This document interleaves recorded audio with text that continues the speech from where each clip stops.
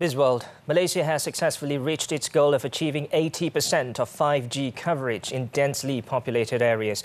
Communications Minister Fahmi Fazil said the country is poised to transition to a dual 5G network model soon.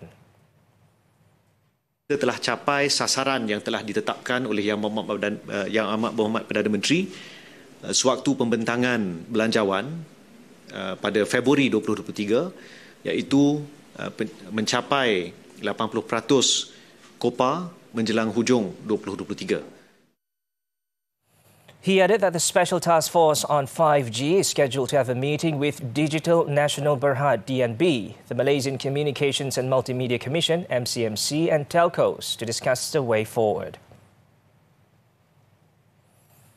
1.4 million members of the Employees Provident Fund (EPF) between the ages of 40 and 54 years old have received the government's additional contribution of 708 million ringgit.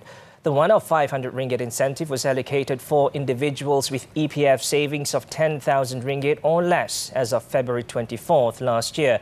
The contribution announced during the tabling of the 2023 budget aims to incentivize EPF members with modest savings and nearing retirement age to continue to save and expedite the accumulation of their retirement savings. Moving on, Bursa Malaysia closed lower today in tandem with the regional markets. At 5 p.m, the FBM KLCI was down 11.97 points to close at 1,486.86. Based on the scoreboard, total gainers and losers stood at 223 and 351 counters respectively, while 304 counters were unchanged. According to Bank Muhammed, the investors' main focus now is on the U.S. Consumer Price Index, which will be announced tomorrow.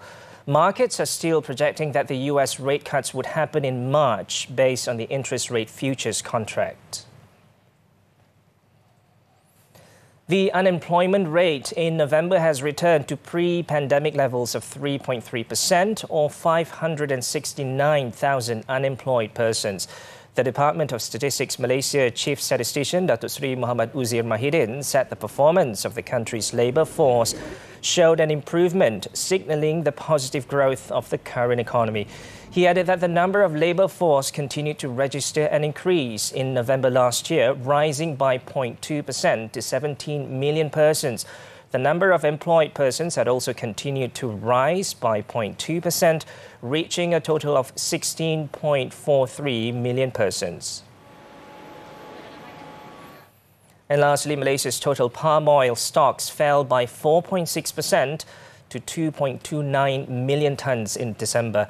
According to the Malaysian Palm Oil Board, crude palm oil CPO inventory decreased by 9.4% to 1.2 million tonnes last month, while processed palm oil stocks increased by 1.2% to 1.09 million tonnes.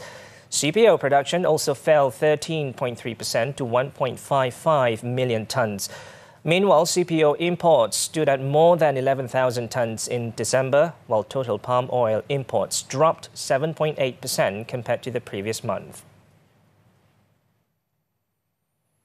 And that's all the time we have for Bizworld. I'm Muhammed. I'm Hamdan. Keep tuning in to TV3.